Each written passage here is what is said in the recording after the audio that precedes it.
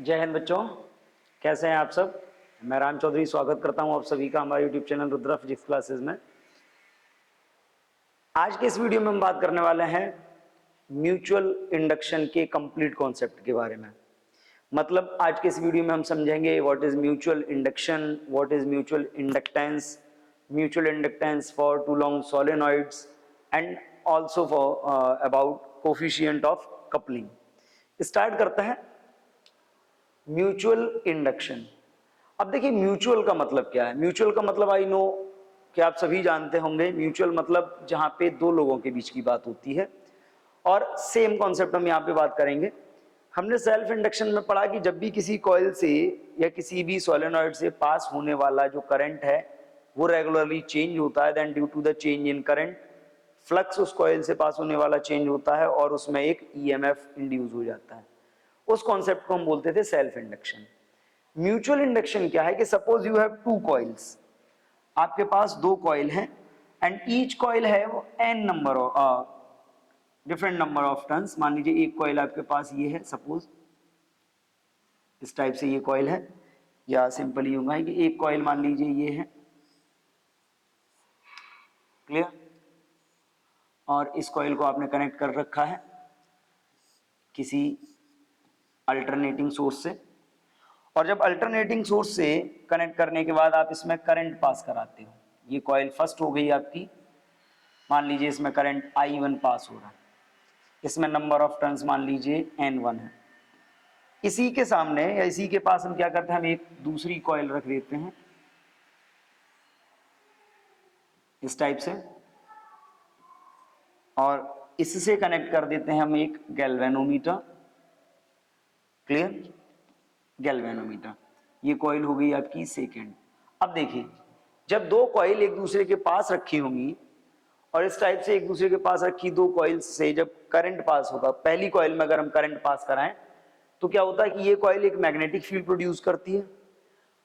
लेकिन करंट जब हम इसमें एसी करंट पास करा रहे हैं तो एसी करंट का मतलब ये पास होने वाला करंट रेगुलरली चेंज होगा, और जब करंट फर्स्ट कॉइल में पास होने वाला करंट रेगुलरली चेंज होता है then the flux passing through the second coil is also change. अब इसी की हम बात करते हैं कि मान लीजिए इसमें करंट है, तो इस करंट की अगर हम बात करते हैं तो इसमें क्या होगा, ये वाला जो एंड है आपका कौन सा होगा, साउथ पोल, ये वाला एंड होगा आपका नॉर्थ पोल। तो फर्स्ट वाली कॉइल का जो मैग्नेटिक फील्ड होगा वो कुछ ऐसा होगा, इसकी जो मैग्नेटिक फील्ड लाइंस होंगी वो सेकंड वाली कॉइल से इस टाइप से पास हो रही होंगी, क्लियर। सेकंड वाली कॉइल से फर्स्ट वाली कॉइल का जो मैग्नेटिक फील्ड है वो पास हो रहा है, यानी कि फ्लक्स पास हो रहा है। अब अगर फर्स्ट कॉइल से पास होने वाले करंट को रेगुलरली चेंज किया जाए तो एक सिंपल सा कॉन्सेप्ट है कि जब आप करंट चेंज करते हो तो करंट चेंज करने पे क्या होता है, मैग्नेटिक फील्ड चेंज होता है। मैग्नेटिक फील्ड चेंज होगा तो फ्लक्स चेंज होगा, and we know that whenever the flux linking with any coil is changed then an EMF is induced in the coil। तो जब सेकेंड कॉइल से pass होने वाला फ्लक्स चेंज होगा तो सेकेंड कॉइल में एक EMF इंड्यूस हो जाएगा जिसको हम म्यूचुअली इंड्यूस्ड EMF कहेंगे। और ये जो कॉन्सेप्ट है, ये जो प्रोसेस है, इसी को बोला जाता है म्यूचुअल इंडक्शन। क्या प्रोसेस है, अगर हम कंप्लीटली इसको समझते हैं तो हम क्या नोट कर सकते हैं, व्हेन टू कॉइल्स या फिर हम सोलेनॉइड्स भी बोल सकते हैं, आर प्लेस्ड नियर और coaxially to each other and the current passing through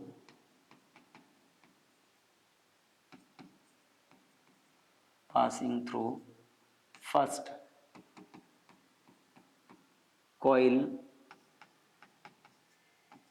is changed and EMF is induced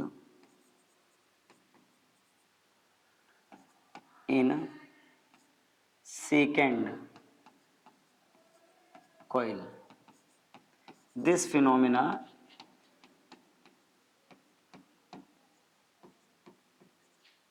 is called mutual induction. Clear? यानी कि दो कॉइल्स या दो सोलेनॉइड जब एक दूसरे के पास या कोएक्सियली रखे जाते हैं और उनमें से पहली कॉइल में अगर हम करंट पास कराएं और अगर वो करंट चेंज होता है, then due to the change in current in the first coil EMF is induced in the second coil. This phenomena is called mutual induction. यानी कि एक में करंट चेंज होता है, दूसरे में करंट इंड्यूस हो जाता है, यानी कि किसी एक की करनी का फल किसी दूसरे को भुगतना पड़ता है, सिंपल वर्ड्स में. तो इस टाइप से जो इंडक्शन होता है उस प्रोसेस को हम बोलते हैं म्यूचुअल इंडक्शन. अब देखिए म्यूचुअल इंडक्शन की अगर बात करी जाए तो आपका जो ट्रांसफॉर्मर है, ट्रांसफॉर्मर की जो वर्किंग है that is based on the process of mutual induction. Clear? अब इस म्यूचुअल इंडक्शन को हम थोड़ा सा डिटेल में समझते हैं कि म्यूचुअल इंडक्शन के लिए क्या कांस्टेंट होगा, म्यूचुअल इंडक्टेंस जिसको हम बोलेंगे. तो अब सपोज आपके पास दो कॉइल हैं, जैसे आपने इसी डायग्राम में बात करी, ये कॉइल है, इसमें नंबर ऑफ टर्न N1 है, इस कॉइल में नंबर ऑफ टर्न N2 है. फर्स्ट वाली कॉइल में आप करंट पास कराते हो कितना, I1. सेकेंड वाली कॉइल में तो इंड्यूस होगा. तो अगर हम बात करें म्यूचुअल इंडक्टेंस की तो पहले हम समझ लेते हैं कि जो आपका we know for second coil, for second coil, second coil का जो फ्लक्स लिंकेज होगा N2 that is directly proportional to I1. यानी कि दो कॉइल्स आपके पास हैं तो सेकेंड कॉइल से कितना फ्लक्स पास होगा ये डिपेंड कर रहा है किसके, फर्स्ट कॉइल के मैग्नेटिक फील्ड पे. फर्स्ट कॉइल का मैग्नेटिक फील्ड स्ट्रांग होता जाएगा तो सेकेंड कॉइल से मैग्नेटिक फील्ड इंक्रीज होता जाएगा. फर्स्ट कॉइल का मैग्नेटिक फील्ड डिक्रीज होगा तो सेकेंड से पास होने वाला मैग्नेटिक फील्ड भी डिक्रीज होगा. और मैग्नेटिक फील्ड जो होता है वो किस पे डिपेंड करता है, कॉइल का, उसके करंट पे. तो we can say the flux linkage of the second coil is directly proportional to the current in the first coil. तो अगर हम यहां से प्रोपोर्शनलिटी साइन को रिमूव करते हैं तो एक कांस्टेंट आता है, that constant is m into I1. Clear? और अगर हम यहां से m की वैल्यू फाइंड करते हैं तो यहां से m की वैल्यू क्या हो जाती है, m is equal N2 phi2 upon I1. यहां पे ये जो m है, ये m एक प्रोपोर्शनलिटी कांस्टेंट है and this constant is known as, ये जो आपका m है ये प्रोपोर्शनलिटी कांस्टेंट है and this constant is known as mutual inductance. Clear? Mutual inductance. अब यहां पे देखिए म्यूचुअल इंडक्टेंस है, अगर हम म्यूचुअल इंडक्टेंस के यूनिट की बात करें तो म्यूचुअल इंडक्टेंस का जो यूनिट होता है, अगर आप यहां से इसके यूनिट को फाइंड करना चाह रहे हो तो यहां से जो इसका यूनिट आएगा, फ्लक्स का, मैग्नेटिक फ्लक्स का यूनिट होता है वेबर, करंट का यूनिट होता है एम्पियर. तो हम इस यूनिट को वेबर पर एम्पियर बोल सकते हैं, या इसका भी यूनिट सेल्फ इंडक्टेंस के यूनिट के ही जैसा होता है जिसको बोला जाता है हेनरी. क्लियर? अब यहां पर देखिए ये म्यूचुअल इंडक्टेंस का फॉर्मूला तो हमको मिल गया, बट हम इसको डिफाइन कैसे करेंगे. सेकेंड कॉइल में जब भी ईएमएफ प्रोड्यूस होगा तो ये आपको मालूम है इंड्यूस होने वाला ईएमएफ हमेशा उस कॉज को अपोज करेगा जिसके कारण ये प्रोड्यूस हुआ है, according to the Lenz law, according to the Lenz law. तो अगर हम इस म्यूचुअल इंडक्टेंस की बात करते हैं तो हम इसको क्या डिफाइन कर सकते हैं, property of the second coil, property of any coil to oppose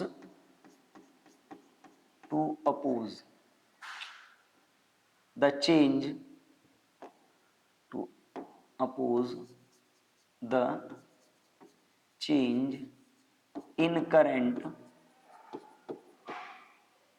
to oppose the change in current passing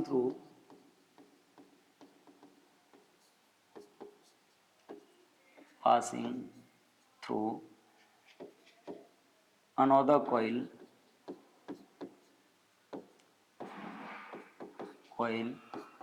placed near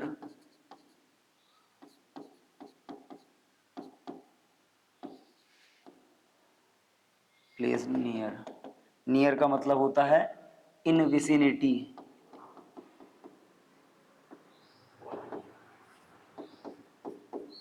to it, by inducing EMF in coil. Clear? किसी भी कॉइल की वो प्रॉपर्टी जिसके कारण वो अपनी विसिनिटी यानी कि अपनी छत्र छाया अपने पास रखी किसी दूसरे कॉइल में से पास होने वाले करंट में होने वाले चेंज को अपोज करती है. Simply the property of any coil to oppose the change in current passing through another coil placed near यानी कि in vicinity to it. किसी भी कॉइल की वो प्रॉपर्टी जिसके कारण ये अपने पड़ोसी कॉइल या अपने पास रखी कॉइल में चेंज होने वाले करंट को अपोज करती है by developing N EMF is called mutual inductance. Clear? अब देखिए जब हम म्यूचुअल इंडक्टेंस की बात कर रहे हैं तो फॉर्मूला तो हमारे पास आ गया. म्यूचुअल इंडक्टेंस का फॉर्मूला होता है M = N2∅2/I1. क्योंकि हमने ये भी पढ़ा कि ये प्रॉपर्टी है जो ईएमएफ को इंड्यूस करती है कॉइल में, और हमने यहाँ पे देखा भी कि जब फ्लक्स चेंज होगा तो सेकंड वाले कॉइल में क्या होगा, एक ईएमएफ इंड्यूस होगा जो फर्स्ट वाली कॉइल में जो करंट चेंज हो रहा है उस चेंज इन करंट को अपोज करेगा. तो सेकंड कॉइल में इंड्यूस होने वाला ईएमएफ कितना होगा अगर हम इसकी बात करें तो अब यहाँ पे देखिए इंड्यूस्ड ईएमएफ की बात करते हैं कि कितना ईएमएफ इसमें इंड्यूस्ड होगा. EMF in mutual induction, mutual induction. Clear? अब देखिए आपको ये मालूम है कि जब आप इंड्यूस्ड ईएमएफ की बात करते हो तो इंड्यूस्ड ईएमएफ का जो फॉर्मूला होता है E = N होता है. क्योंकि ये आप सेकंड कॉइल के लिए बात कर रहे हो तो आप इसको N2d∅2/dt लिख सकते हो. क्लियर? और इधर देखिए इधर आपने क्या फाइंड किया है, N2∅2 की वैल्यू है M × I1. तो अब इसी के बेसिस पर अगर हम देखते हैं N2 को हम अंदर ले जाते हैं तो ये क्या हो जाएगा, E =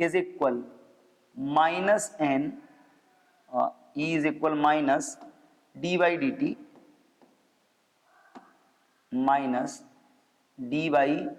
-d/dt और ये हो गया आपका इन ब्रैकेट N2∅2. अब देखिए N2∅2 की वैल्यू आपको मालूम है, आपको ये भी मालूम है, जस्ट अभी आपने फाइंड किया कि जो आपका N2∅2 है, N2∅2 is also equals to M × I1. तो अगर M × I1 आप प्लेस कर लेते हो इसमें तो M × I1 प्लेस करने पे क्या होगा, ये हो जाएगा आपका E = -d/dt और ये हो जाएगा आपका M × I1. M को अगर आप बाहर ले आते हैं तो E = क्या होगा, -M dI1/dt. और अगर आप इसको थोड़ा सा डिटेल में लिखना चाहते हो तो ये आपका क्या हो जाएगा, आप यहाँ पे समझ लीजिए सिंपली. अब देखिए dI/dt इधर क्या है, मल्टीप्लाई में है, तो dI/dt इधर जाएगा डिवाइड हो जाएगा. तो यहां से हमको फॉर्मूला मिल सकता है M = -E/dI1/dt. Clear? This is the relation of mutual inductance with induced EMF in second coil. समझ लीजिए M = -E/dI1/dt. Simply we can say the mutual inductance between two coils is the ratio of induced EMF in any coil to the rate of change in current in first coil. Simply फिर से समझ लीजिए, mutual inductance is the ratio of induced EMF in the second coil to the rate of change in current in first coil. तो first coil में rate of change in current जितना ज्यादा होगा second coil में induce होने वाला EMF भी उतना ही ज्यादा होगा. तो ये है रिलेशन म्यूचुअल इंडक्टेंस और ईएमएफ का. अब देखिए जब हम बात कर रहे हैं म्यूचुअल इंडक्टेंस और ईएमएफ के रिलेशन की तो हमको फॉर्मूला भी मिल गया इसमें. क्या मिला है, m is equal minus E upon D I one by D t. Clear. अब यहां पे देखिए आगे हम बात करते हैं। नेक्स्ट एक क्वेश्चन है जो म्यूचुअल इंडक्टेंस पर बेस्ड है, हम इसको सॉल्व करेंगे। Find the mutual inductance between the two coils if A current of 10 ampere in primary coil change. अब देखिए करंट किसमें दिया है, प्राइमरी कॉइल में, यानी कि I1 दे रखा है, कितना है 10 ampere. The flux by 500 weber पर turn in secondary coil of 200 turns, यानी कि अगर हम यहां से बात करें N2 की, तो N2 कितना, N2 की वैल्यू है 200 टर्न्स इंटू 2 है 500 वेबर। क्लियर। तो ये आपका आ जाएगा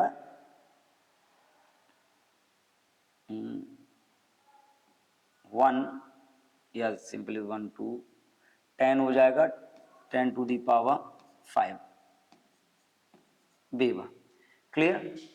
और दिया है find the induced EMF, mutual inductance find करना है और इंड्यूस्ड ईएमएफ भी फाइंड करना है। कब फाइंड करना है, कि जब ये चेंज जो हो रहा है आपका, चेंज ये आपका है, क्लियर, ये जो आपका चेंज हो रहा है उसके लिए जो टाइमिंग आपको दिया है वो कितना दिया है, 0.5 सेकेंड।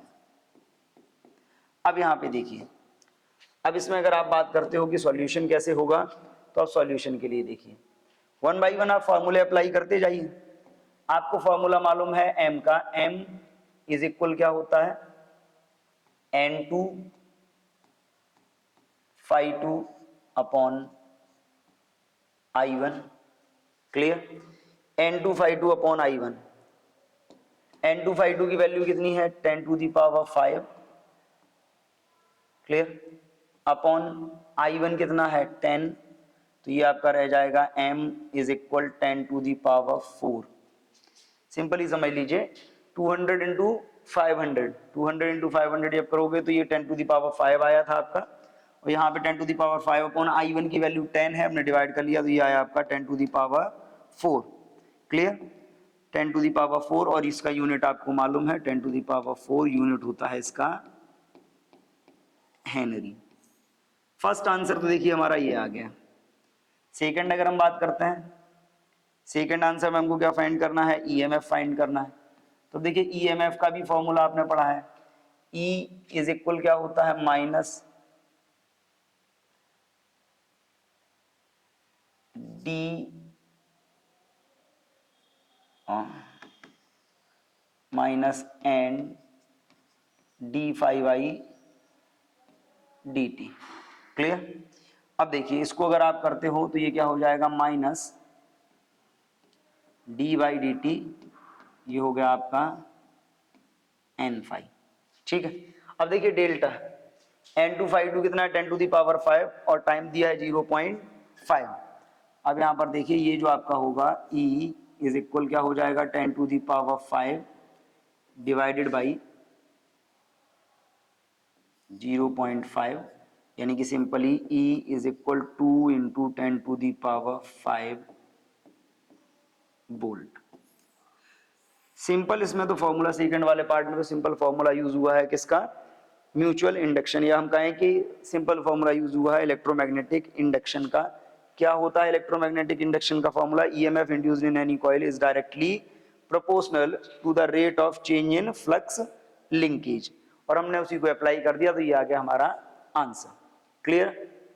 अब देखिए हमने म्यूचुअल इंडक्शन के बारे में जाना, अब हम बात करेंगे mutual inductance of two coaxial long solenoids. अगर दो सोलेनॉइड हैं कोएक्सियल हैं तो उनके बीच जो म्यूचुअल इंडक्टेंस होगा वो कितना होगा।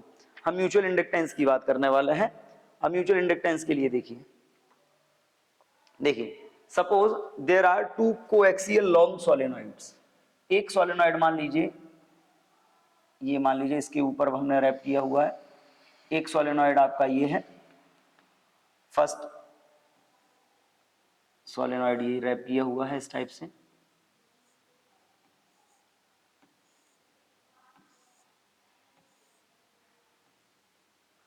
सेकंड सोलेनॉइड मान लीजिए इसके ऊपर और रैप किया है हमने, और इसकी फर्स्ट सोलेनॉइड के बारे में पहले बात कर लेते हैं। फर्स्ट सोलेनॉइड की जो लेंथ, इसकी जो रेडियस है, इसकी रेडियस कितनी है R1। Clear. Number of turn है इसमें N1। सेकेंड वाले सोलेनॉइड के लिए हम बात करते हैं। तो देखिए सेकेंड वाले सोलेनॉइड के लिए मान लीजिए कुछ इस टाइप से,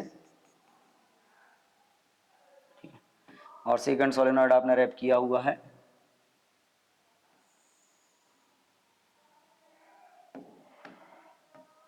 इसी के ऊपर।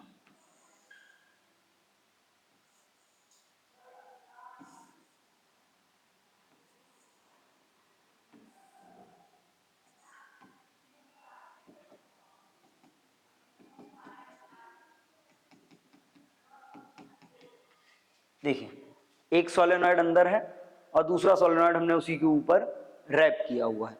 और दूसरे सोलेनॉइड के लिए अगर हम बात करते हैं तो सपोज दूसरे वाले सोलेनॉइड की जो रेडियस है वो कितनी है R2 है, लेंथ दोनों की सेम है L। अब इस कंडीशन में अगर हम इस सोलेनॉइड में करंट पास कराते हैं, कितना पास कराते हैं I1, और मान लीजिए इसकी रेडियस हम R1 कर लेते हैं और इसकी रेडियस कर लेते हैं R2। करंट हमने पास कराया I1। अब एक सिंपल सा लॉजिक हमको मालूम है कि जब बाहर वाले सोलेनॉइड में आप करंट पास कराओगे तो इसके अंदर क्या होगा, मैग्नेटिक फील्ड प्रोड्यूस होगा, और वो मैग्नेटिक फील्ड अंदर जो सेकंड सोलेनॉइड रखा है उसके थ्रू पास होगा। और अगर हम बाहर वाले सोलेनॉइड से पास होने वाले करंट को चेंज करते हैं तो एक सिंपल सा लॉजिक है कि जब करंट चेंज होगा तो करंट चेंज होने से क्या होगा, उसका मैग्नेटिक फील्ड चेंज होगा, और मैग्नेटिक फील्ड चेंज होगा तो सेकंड वाले सोलेनॉइड से पास होने वाला फ्लक्स चेंज होगा, और सेकंड वाले में एक ईएमएफ इंड्यूस हो जाएगा जिसको बोलेंगे म्यूचुअली इंड्यूस्ड ईएमएफ, और इस पूरी प्रोसेस को बोलते हैं म्यूचुअल इंडक्शन। और इसी के लिए हमको, इस पेयर के लिए हमको म्यूचुअल इंडक्टेंस फाइंड करना है। अब म्यूचुअल इंडक्टेंस की सिचुएशन देखिए, कैसे हम म्यूचुअल इंडक्टेंस फाइंड कर सकते हैं वो समझते हैं। आपको फॉर्मूला मालूम है, क्या फॉर्मूला मालूम है, आपने पढ़ा हुआ है M इज इक्वल, या आप सिंपली बात कर सकते हैं E, जो आपका E होता है म्यूचुअल इंडक्शन का, EMF इज इक्वल क्या होता है, minus M di1/dt।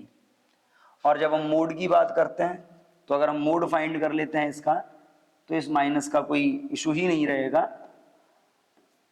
Mode of EMF is equal क्या होगा, M इंटू di1/dt। क्लियर। अब इसको जरा देखिए, M इज इक्वल di1/dt। अगर आप यहां से E की बात करते हो तो EMF के लिए फॉर्मूला क्या यूज होता है, EMF का फॉर्मूला आपने पढ़ा हुआ है, EMF is equal to the rate of change in flux linkage.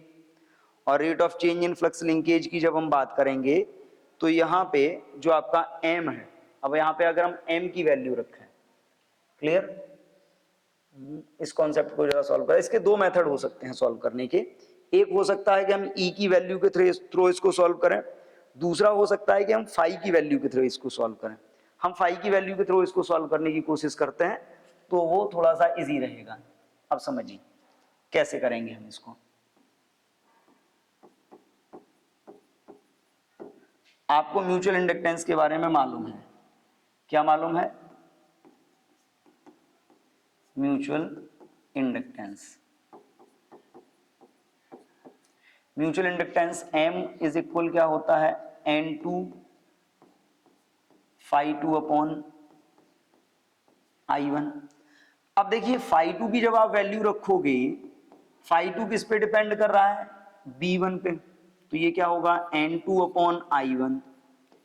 इसको साइड से कर लीजिए, phi2 की वैल्यू होगी B1 into A2। Clear.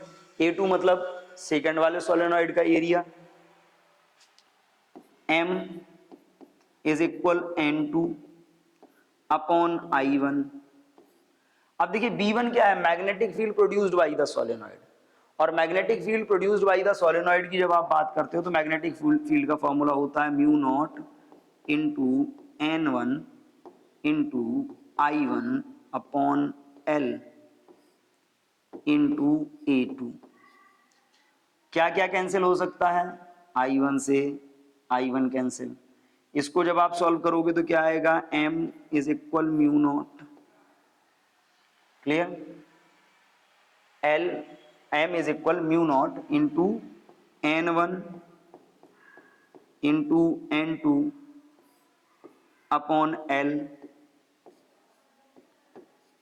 Into A2, clear. This is the mutual inductance between the pair of two long coaxial solenoids. अब इसमें भी देखिए, अगर हम ये मान लें कि ये जो सोलेनॉइड है आपका, इस सोलेनॉइड के अंदर हमने एक कोर मटेरियल रखा हुआ है, इस टाइप से कोर मटेरियल रख देते हैं, तो कोर मटेरियल के केस में हम क्या कर सकते हैं वो भी समझ लीजिए। क्या होगा? हम वो कंडीशन यूज करते हैं,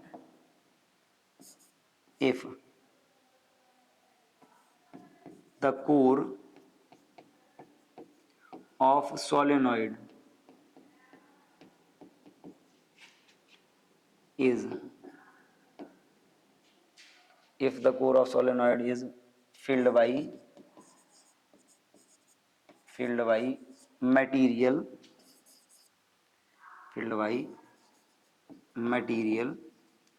of relative permeability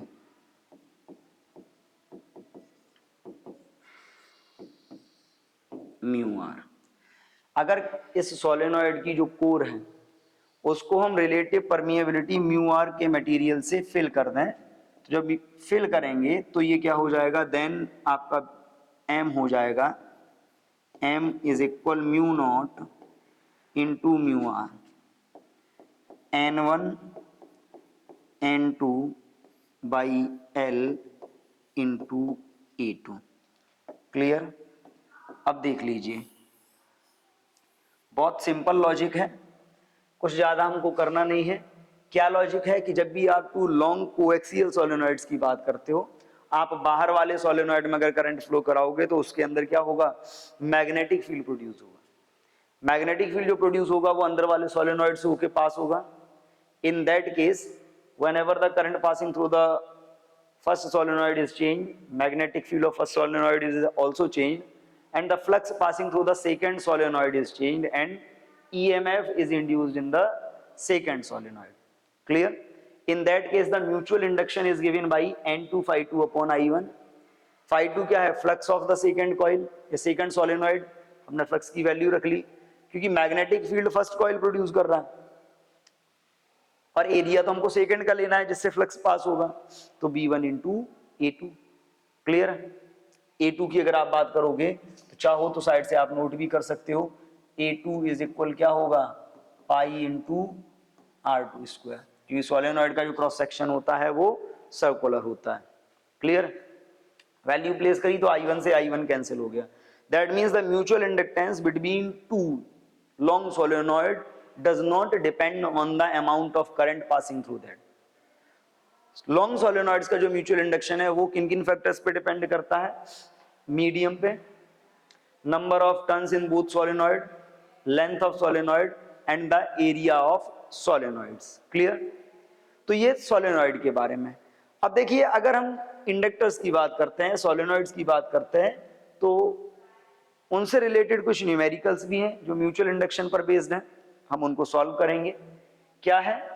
A 2 metre long solenoid with diameter 4 centimetre. अब देखिए डायामीटर कैसा है? 4 सेंटीमीटर।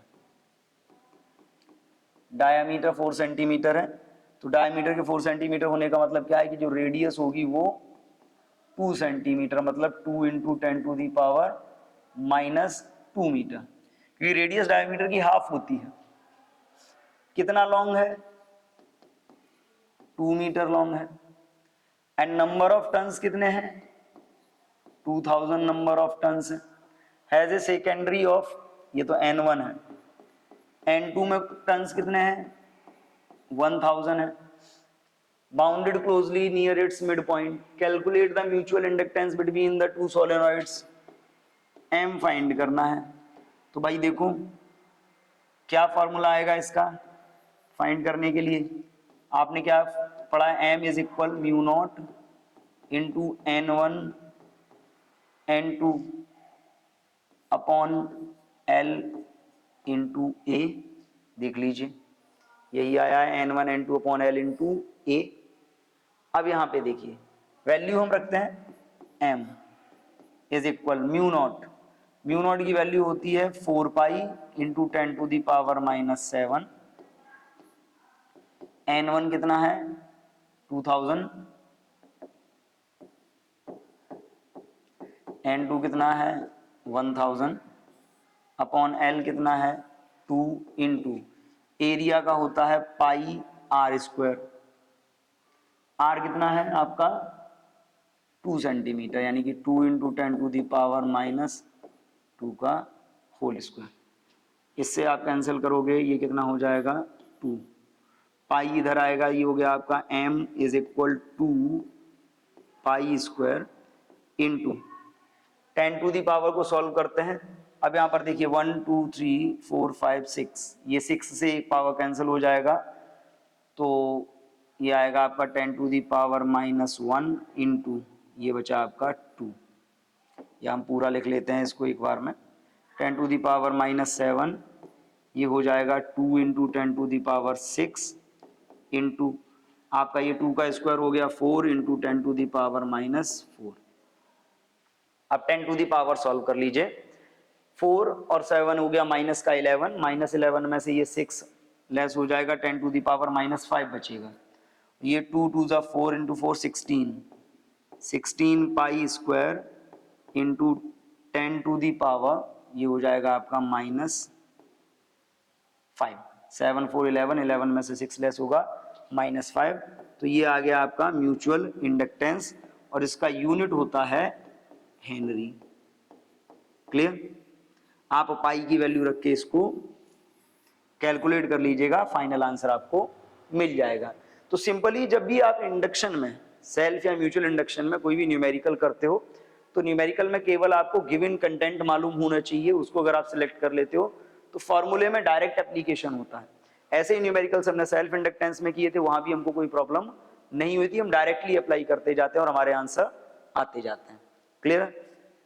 चलते हैं आगे। नेक्स्ट है आपका कोफिशिएंट ऑफ कपलिंग। अब देखिए कोफिशिएंट ऑफ कपलिंग की हम बात करते हैं। हमने जैसे पढ़ा कि इंडक्टर्स की हम बात कर रहे हैं, मान लीजिए 2 इंडक्टर आपने सीरीज में कनेक्ट कर रखे हैं इस टाइप से, और आपको मालूम है कि इसका सेल्फ इंडक्टेंस L1, इसका सेल्फ इंडक्टेंस L2। तो इस केस में जो आपका L होगा, L इक्विवेलेंट इज इक्वल क्या आपने पढ़ा है L1 प्लस L2। और मान लीजिए 2 इंडक्टर हैं इस टाइप से आपने कनेक्ट कर रखे हैं,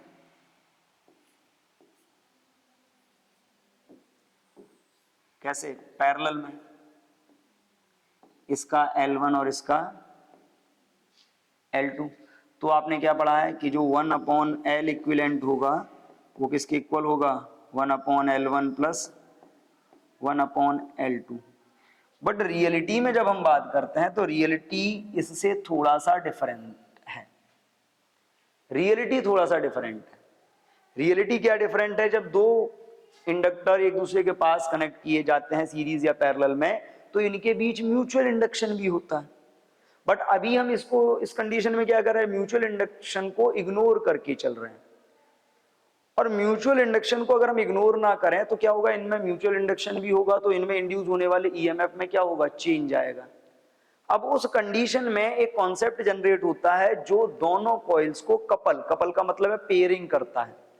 एक कांस्टेंट जो कॉइल या जो सोलेनॉइड्स का जो सिस्टम सीरीज एंड पैरेलल में बन रहा है, इस सिचुएशन में उनके सेल्फ इंडक्टेंस और म्यूचुअल इंडक्टेंस की पेयरिंग के लिए या कपलिंग के लिए हम ये कांस्टेंट यूज करते हैं। That constant is called coefficient of coupling. Coefficient of coupling, और simply coefficient of coupling between 2 coils is given by K is equal M, where M is the mutual inductance between 2 coils upon L1 into L2। ये formula होता है coefficient of coupling का। Clear? और simply हम इसको ये बोल सकते हैं factor that will couple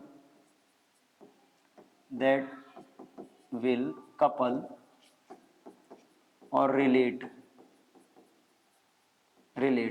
self and mutual induction between two coils is called coefficient of coupling। Clear? इसकी कोई यूनिट नहीं होती, ठीक है, क्योंकि ये केवल सेल्फ इंडक्टेंस और म्यूचुअल इंडक्टेंस को रिलेट करता है फॉर द पेयर और for the combination of inductors और द सोलेनॉइड्स।